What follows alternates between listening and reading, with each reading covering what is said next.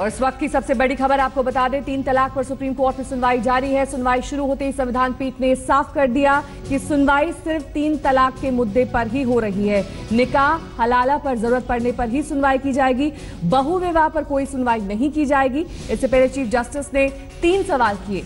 उन्होंने पूछा, क्या 3 तलाक इस्लाम का अभिन्न अंग है? क्या अदालत इसमें दखल दे सकती है? उनका दूसरा सवाल ये कि क्या 3 तलाक को पवित्र माना जाए? और तीसरा सवाल था कि क्या इससे मूल अधिकारों का हनन हो रहा है या फिर नहीं।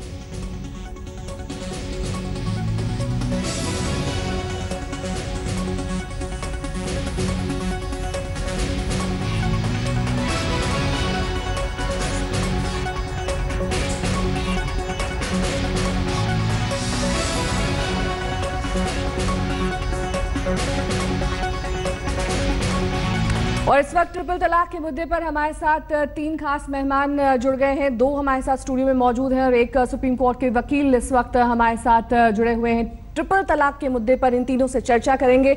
सबसे पहले हम मौलाना अंसारी के पास चलेंगे।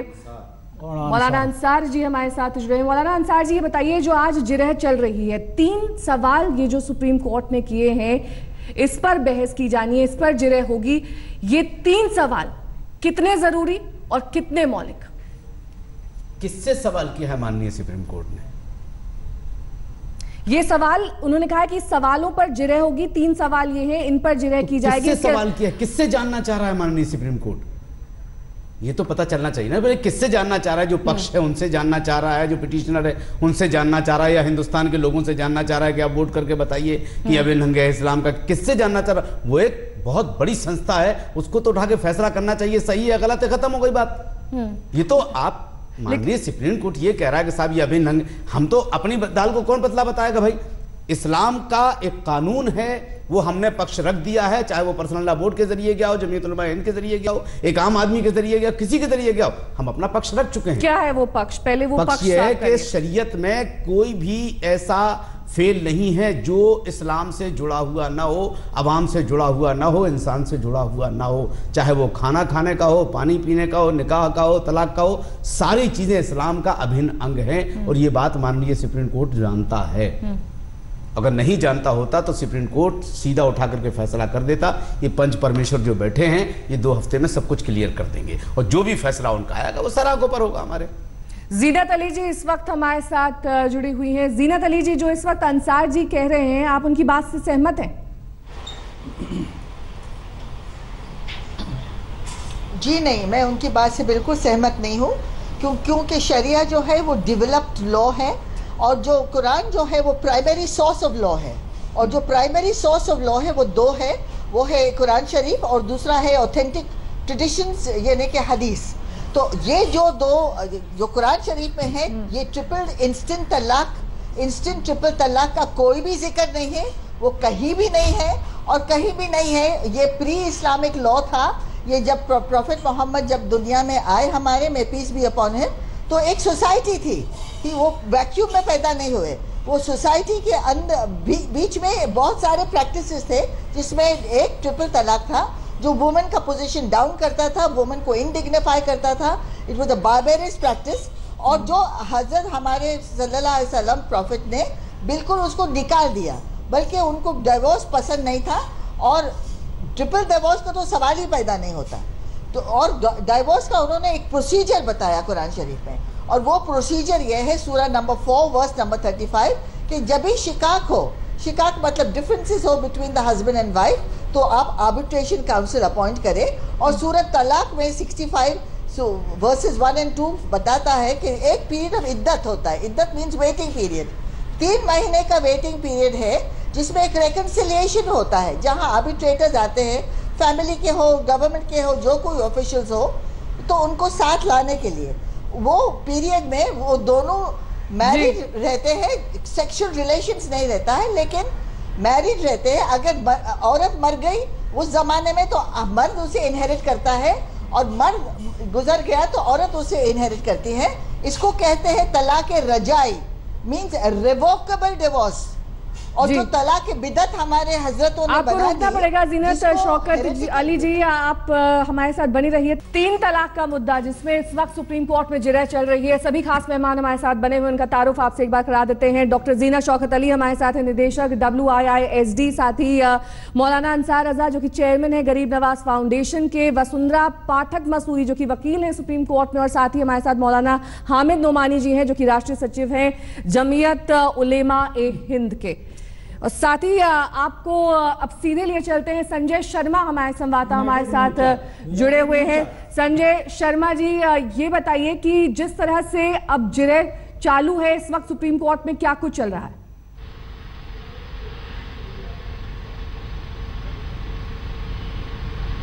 बस अभी थोड़ी देर पहले जस्टिस रोहिंगटन फालिन नरीमन ने एक टिप्पणी में यह कहा कि सुप्रीम कोर्ट इस पूरे मामले पे जिन 3 बिंदुओं पर विचार कर रहा, एक तो ये कि क्या तलाक इस्लाम के बुनियादी सिद्धांतों में से एक है, बुनियादों में से एक है। दूसरा ये कि क्या अगर ये इसे हटाया जा सकता है 3 तलाक को, इंस्टेंट 3 तलाक को। और तीसरा ये कि 3 तलाक से क्या बुनियादी हकूक जो संविधान देता है, क्या इस प्रावधान से क्या उस बुनियादी हकूक यानी जो बुनियादी अधिकार हैं उस पर कोई असर पड़ता है। इन 3 बिंदुओं पर सुप्रीम कोर्ट विचार कर रहा है। इसी विचार के दौरान जस्टिस नारीमन ने यह टिप्पणी दी है कि कोर्ट सिर्फ इंस्टेंट 3 तलाक यानी एक साथ 3 तलाक बोलने के मुद्दे पर विचार करेगा। इसके अलावा बहुविवाह पर कोई विचार नहीं होगा। इसी मुद्दे पर विचार चल रहा है। जहां तक मैंने अभी बहस सुनी है, यह कहा गया कि इस्लाम के जो 5 बुनियादी सिद्धांत हैं। संजय आपके पास लौटेंगे, आपसे तमाम बातचीत भी करेंगे, लेकिन नोमानी जी इस वक्त हमारे साथ हैं। नोमानी जी, जो हमारे संवाददाता बता रहे हैं कि ये मूल अधिकारों का हनन है। देखिए, सबसे पहले मैं ये स्पष्ट कर दूं कि मैं जमीयत उलमा का राष्ट्रीय महासचिव नहीं हूँ, ऑल इंडिया यूनाइटेड मोर्चा का मैं महासचिव हूँ। देखिए, ये जो बिंदु हैं सुप्रीम कोर्ट में वो बहुत अहम है। असल वो महिला सशक्तिकरण और मान सम्मान बराबरी को लेके ये जो है बात आई है, और 3 तलाक का मामला जो है इसी से जो है वो जुड़े हुए हैं, और ये बहुत जो है अहम जो है और अति महत्वपूर्ण जो है वो प्रश्न है ये। लेकिन यह है कि वो फर्क नहीं किया जा रहा है। और देखिए, जो आदमी 3 तलाक दे रहा है एक साथ, वो शरीयत की नज़र में, कानून की नज़र में वो अपराधी है वो, और जो आदमी अपराध करता है तो उसको जो है वो दंड दिया जाता है। तो दंड देने का जो है वो प्रावधान जो होना चाहिए। सरकार भी भाग रही है, और जो लोग इस मुद्दे को जो है राजनीतिकरण कर रहे हैं, आप देखिए कि जितनी महिलाओं को जो है वो तलाक के मुद्दे को लेकर सुप्रीम कोर्ट में गई है, वो 3 ही चीजें हैं। खाना खर्च का मामला है, जहेज का मामला है, या जो है वो पति रखना नहीं चाहता। आज जिन लोगों को तलाक मिली है, कोई मीडिया वाला जो है उस पति को नहीं बुला रहा है, सामने नहीं ला रहा है कि तुमने जो है वो तलाक क्यों दी है, उसको भी सामने रखना चाहिए ना। एक तरफा मामला चल रहा है, सभी पक्षों को ध्यान में रखना चाहिए, ये लगातार मांग उठ रही है। इसी चर्चा को हम आगे बढ़ाएंगे। सुप्रीम कोर्ट में इस वक्त सुनवाई चल रही है ट्रिपल तलाक के मुद्दे पर, और जस्टिस की अध्यक्षता वाली 5 सदस्यीय समिति इस पूरे मामले की सुनवाई कर रही है। लेकिन कहा यही जा रहा है कि सभी पक्षों की नुमाइंदगी होनी चाहिए इस पूरी सुनवाई के दौरान, ताकि सभी पक्षों को सुना जा सके, उसी के आधार पर फैसला किया जा सके। सभी खास मेहमान हमारे साथ लगातार बने हुए हैं और इस वक्त हमारे साथ जुड़ी हुई हैं। आपको बताना चाहेंगे वसुंधरा पाठक मसूदी जी जो कि वकील हैं सुप्रीम कोर्ट में। वसुंधरा जी, ये बताइए कि जिस तरह से लगातार ये मांग उठ रही है कि सभी पक्षों की नुमाइंदगी ठीक से की जाए, क्या ये नुमाइंदगी वाकई हो रही है या इसमें कहीं कोई कसर बाकी है? क्योंकि आप एक वुमेन राइट एक्टिविस्ट भी हैं, इसीलिए आपसे मेरा ये सवाल है।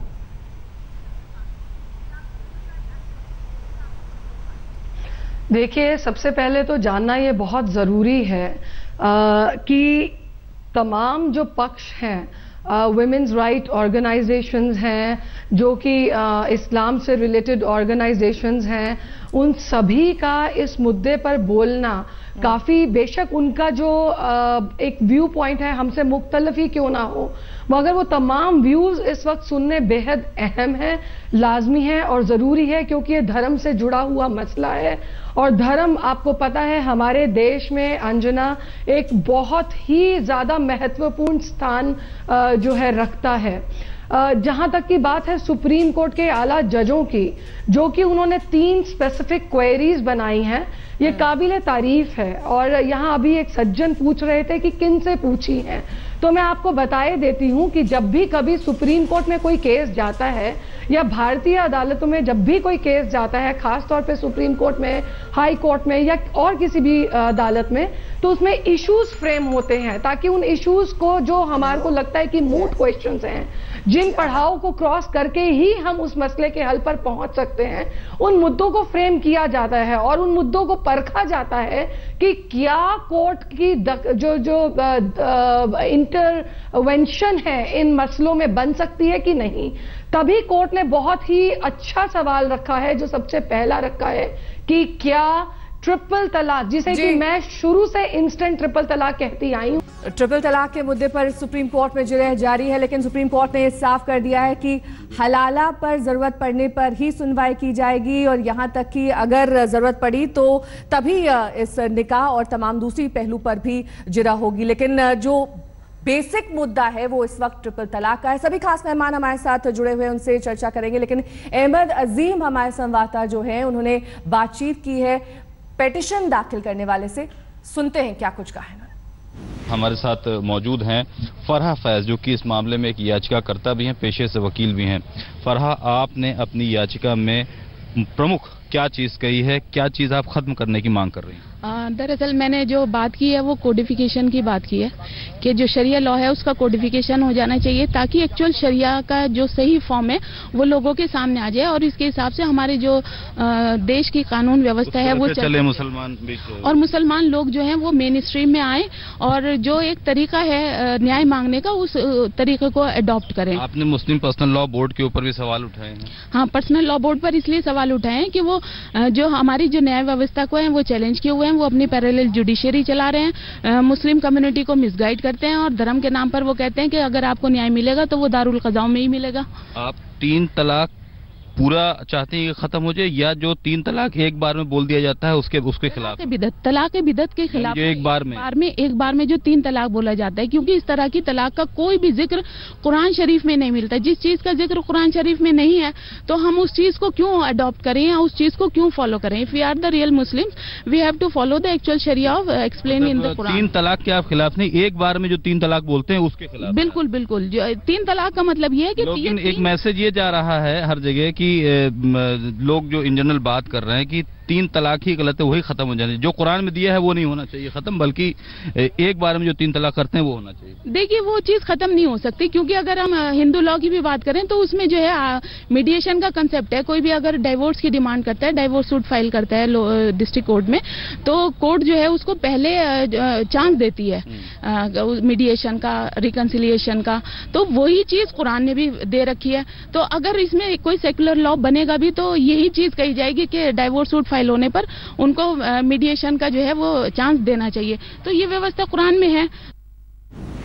तो इस पूरे मामले में याचिकाकर्ता फरहा फैज को हमने सुना। मौलाना अंसार रजा जी हमारे साथ जुड़े हुए हैं। अंसार रजा जी, ये बताइए जो कि फरहा जी कह रही हैं उससे आप पूरी तरह से सहमत? उनका ये कहना है कि जो एक बार में तलाक बोल दिया जाता है उसे हटाया जाना चाहिए, पूरी तरीके से जो तलाक जो कुरान में दिया गया है या जो धर्म से जुड़ा हुआ है उसे हटाने की जरूरत नहीं है।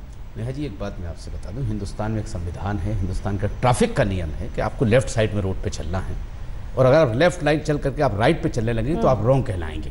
तो चलने वाला गलत है, कानून गलत नहीं है। इस्लाम ने ये कहा है कि देखिए पहली बात तो तलाक होनी नहीं चाहिए, और जो एक सिटिंग में बहस उस बात पे हो रही है ना कि एक सिटिंग में 3 तलाक नहीं होनी, हम भी कहते हैं कि ये नहीं होनी चाहिए, और जो आदमी ये गलती कर रहा है उसको आप सजा का प्रावधान रखिए, कानून। बहस इस बात पे मत कीजिए कि गलत क्या है, गलत कर कौन रहा है, बहस उस बात पे कीजिए। आपको कानून, आपको मना कौन कर रहा है कानून बनाने से? जो आदमी एक नशिस्त में बगैर मतलब के चिट्ठी पे तलाक दे दिया, व्हाट्सएप पे दे दिया, इस पे कर दिया, उस पे दे दिया, ये जुल्म जो हो रहा है इस पर आप कानूनी कार्रवाई कीजिए। एक ऐसा कानून बनाइए कि लोग इसको देने से पहले कांप जाएं, वो कानून बनाइए ना जी। कानून में कहीं ना कहीं लूप होल्स हैं, कुछ ऐसी चीजें हैं कानून में जिन्हें सुधार की जरूरत है, जिन्हें सही किया जाना चाहिए। उसी की वजह है ये ट्रिपल तलाक सामने आ रहा है, जिससे मूल अधिकारों का हनन हो रहा है। इस पर किस तरह से आगे आने वाले वक्त में कानून में बदलाव किए जाने चाहिए, आप क्या कहेंगे?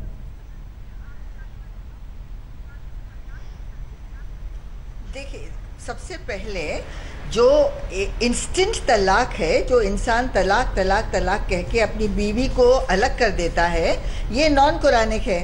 अगर इसको आप परमिशन देंगे प्रैक्टिस करने का और फिर बोलेंगे कि वो प्रैक्टिस करे उसको सजा दो, तो ये पूरा आर्ग्यूमेंट लॉपसाइडेड है। ये तो बिल्कुल गलत आर्ग्यूमेंट है। पहले तो आप गलत चीज रखते क्यों कि कोई प्रैक्टिस करे उसको। तो मेरा पहला पॉइंट ये है। दूसरी बात ये है आपका पॉइंट, दोनों पॉइंट आपके गलत है, दोनों पॉइंट आपके गलत है। आप बार बार करेंगे ये चीज कुरान में नहीं है, ये चीज हदीस। अगर खाली आप कुरान से इस्लाम को समझेंगे कभी समझ में नहीं आएगा कुरान आपके। आपको पहले कुरान समझना पड़ेगा, कुरान समझना है तो हदीस आपको। आप बार बार कह रहे तलाक हसन, तलाक बिदअत, क्या तलाक बिदअत कुरान में है क्या? तलाक हसन कुरान में है क्या? जो आप बार बार कुरान का हवाला दे रही है, जब आपको नहीं पता कुरान के बारे में, बनाया है वो गलत है। जो ट्रिपल तलाक, आपको कुछ नहीं पता कुरान के बारे में। कुरान से ही साबित है 3 तलाक, कुरान से ही साबित है 3 तलाक। एक एक करके 3 तलाक कुरान से साबित है। और आप फैसला कीजिए तो हम आपको कुरान दिखाते हैं और आप दिखा दीजिए। लेकिन बहस कीजिए जायज चीज पे। तलाक के बिदअत नहीं है। कहाँ तलाक के बिदअत कुरान में लिखा है वो बताइए ना। आप करें कुरान की तलाक मानेंगे हम। तलाक के बिदअत हेरेटिकल है। आप कुरान की तलाक मान लेंगे ना, तो तलाक कुरान में लिखा है, तलाक के बिदअत गलत है। आप चिल्लाने से कोई फायदा नहीं होगा। चिल्लाना मुझको भी आता है। बिदअत गलत है। जीना जी की बात सुन लेते हैं। जीना जी, आप इनकरेज कर रहे हो लोग को गलत काम करने के लिए। जीना जी, आप अपना पक्ष रखिए, उसके बाद आप उनकी जिस बात से सहमत ना हो उसके बाद आप बोलिएगा। जी बोलिए। आप मिसलीड कर रहे हो नेशन को, आप गलत हो। जी बोलिए जीना जी। मतलब 1450 साल से इस्लाम फैला हुआ है, वो कुरान आज तक किसी की समझ में नहीं आया। जो आपकी समझ में अभी बीजेपी की सरकार में आ गया, एक मिनट जो बीजेपी की सरकार में आपकी समझ में आ गया, वो हमारे उलमा की समझ में नहीं आया। आपका भी वक्त आएगा, आप भी बोलिएगा, लेकिन पहले जीना जी को सुन लेते हैं। आपके लिए प्रैक्टिस नहीं करती हूँ, इस्लाम आपके लिए। जी जीना जी बोलिए बोलिए। In the first instance, I'm not going to talk about this gentleman. नहीं, आप अपना पक्ष रखिए, उसके बाद अगर ये किसी बात से सहमत नहीं है उसके बाद ये अपना पक्ष। जी बोलिए। चुपचाप सुनना चाहिए, क्योंकि जब ये बकवास करते रहते तो मैं चुप रहती। जीना जी नहीं, मैं बकवास नहीं करता हूं, बकवास आप कर रही हैं। ये बिल्कुल गलत। इस्लाम मुझको भी आता है, कुरान मैं भी पढ़ती हूँ। आप पढ़ती क्या पढ़ती मुझे नहीं पता, लेकिन आपकी बकवास सुनने के लिए भाषा पर संयम रखिए प्लीज। बकवास आप कर रही हैं, हम बकवास नहीं कर रहे हैं। अगर आप जुमला अच्छा सुनना चाहती तो दूसरे के लिए अच्छा बोलिए। जीनत शौकत अली जी कर रहे, आप जो तलाक के बिदअत के बारे में बात कर रहे हैं वो तलाक के बिदअत, वो बताइए आप पहले। नहीं है, वो वही बता रही है। एक मिनट सुन तो लीजिए, सुन तो लीजिए। नहीं है। और आप या तो आप बोलिए या तो मैं। नहीं, आप बोलिए बोलिए। I cannot talk like this. नहीं जीना जी बोलिए बोलिए। ये जो कह रहे हैं ये तलाक के बिदअत जो है वो गलत है, इंस्टेंट तलाक गलत है। तो आप ये कह रहे हो कि उसको परमिशन दो कि वो तलाक दे दे, उसके बाद में उसको पनिश करो। तो ये कौन सी लॉजिकल आर्ग्यूमेंट है? ये तो बिल्कुल रिडिकुलस आर्ग्यूमेंट है। दूसरी बात ये है कि जो लॉ सुधारने जा रही है तो उसको इस्लाम के हिसाब से प्रैक्टिस कीजिए कि अगर मर्द को औरत डाइवोर्स चाहिए या औरत को डाइवोर्स चाहिए, आर्बिट्रेशन काउंसिल हो, वो कोर्ट के पास जाए और कोर्ट के थ्रू फिर वो डाइवोर्स हो। अगर उनका बन जाता है तो डाइवोर्स रुक जाता है, अगर जब नहीं जाता है तो डाइवोर्स पूरा हो जाता है। तो ये पूरा प्रोसीजर है वो कोर्ट के थ्रू होना चाहिए, ये मेरा कहना है। जैसा कि 1939 में जब औरतों के हुकूक नहीं थे, please let me finish, it's important that I finish. औरतों को कोई हुकूक नहीं था तलाक देने का, तो मुसलमान औरतें क्रिश्चियन बन रही थी, हिंदू बन रही थी। जब मौलाना अशरफ अली थानवी जो MLA जो मेंबर ऑफ पार्लियामेंट थे, उन्होंने ये कहा कि कोर्ट के थ्रू खुला होना चाहिए, औरत को राइट्स होना चाहिए। और जो हनफी लॉ से डॉक्टर ऑफ तखय्युर अप्लाई किया गया, जहां मालिकी लॉज और हम्बली लॉज इंट्रोड्यूस हुई और औरतों को हुकूक दिए गए 8 हुकूक के अंदर, जहां औरत अपना डाइवोर्स ले सकती थी। उस किस्म का ही डाइवोर्स अभी ट्रिपल तलाक में होना चाहिए और वही किस्म का रूल जो है और लॉ जो है बनना चाहिए कि कोर्ट के थ्रू, जैसे कि औरत जाती है कोर्ट के थ्रू, वैसा मर्द को भी जाना चाहिए कोर्ट के थ्रू। क्या वाकई ट्रिपल तलाक से मुस्लिम महिलाओं के मूल अधिकारों का हनन हो रहा है, और अगर क्या वाकई अगर चीजें सुधर जाती हैं अपने आप तो सुप्रीम कोर्ट जाने की नौबत ही नहीं आती? हमारे साथ सभी खास मेहमान लगातार बने हुए हैं और इस वक्त हम रुक करेंगे अंसार रजा जी का। अंसार रजा जी, ये जो बातें यहाँ पर शौकत अली जी ने कही, क्या आप उनसे सहमत हैं? देखिए, मैं वो एक महिला है, मैं उनकी इज्जत करता हूँ, लेकिन उनको चाहिए कि महिला झूठ नहीं बोलती, उनको झूठ नहीं बोलना चाहिए। उन्हें यही पता नहीं है कि मौलाना अशरफ अली थानवी कभी मेंबर ऑफ पार्लियामेंट रहे या नहीं रहे। 44 में तो उनकी डेथ हो गई है, वो मेंबर ऑफ पार्लियामेंट कहाँ से रहेंगे? एक बात। दूसरी चीज़, वो जो लॉजिक पेश कर रही हैं, उन्होंने कितना कुरान पढ़ा मुझे नहीं पता। मैं एक बात जानता हूँ कि अगर कुरान में ये सारी चीज़ें नहीं है तो ये बहस क्यों हो रही है? एक मिनट, कुरान में अगर आप बार बार कहती तलाक बिदअत, तलाक हसना, आप दिखाइए ना, आप सारी चीजें कुरान से समझना चाह रही है ना, तो कुरान में कहाँ लिखा है तलाक हसना? देखिए, इन्होंने जो बातें कही है, ये तलाक देने और होने में फर्क नहीं कर रहा, हत्या करने में और होने में फर्क नहीं हो रही। ये जो तलाक दे रहा है जो आदमी, वो अपराधी है, उसको टारगेट नहीं कर रहे, उलमा को टारगेट कर रही है। इनको पता होना चाहिए कि मौलाना अशरफ अली थानवी ने अल-हिलतुन नाजिज़ा जो किताब लिखी थी, वो अगर किसी का पति जो है वो गुम हो जाता है, अलुप्त हो जाता है, तो महिला जो है वो कितना इंतजार करेगी? तो चूंकि हनफी फ़िक़्ह में जो है वो 30 से 80 साल तक है, लेकिन फ़िक़्ह मालिकी में वो 4 साल है। तो यहाँ के उलमा ने सबने मिल के बैठ के ये किया कि नहीं, ये फ़िक़्ह मालिकी का जो मसला है इसको ले लिया जाए। इनको पता ही नहीं है, वो तलाक का कोई मुद्दा ही नहीं है वो मौलाना अशरफ अली थानवी, और वो कभी मेंबर ऑफ पार्लियामेंट नहीं रहे। 44 में वो डेथ कर गए थे। इसी के साथ हमको चर्चा यहीं पर समाप्त करनी होगी। आप सभी हमारे साथ जुड़े, आप सबका बहुत बहुत शुक्रिया। फिलहाल देश और दुनिया की तमाम खबरों के लिए देखते रहिए आज तक।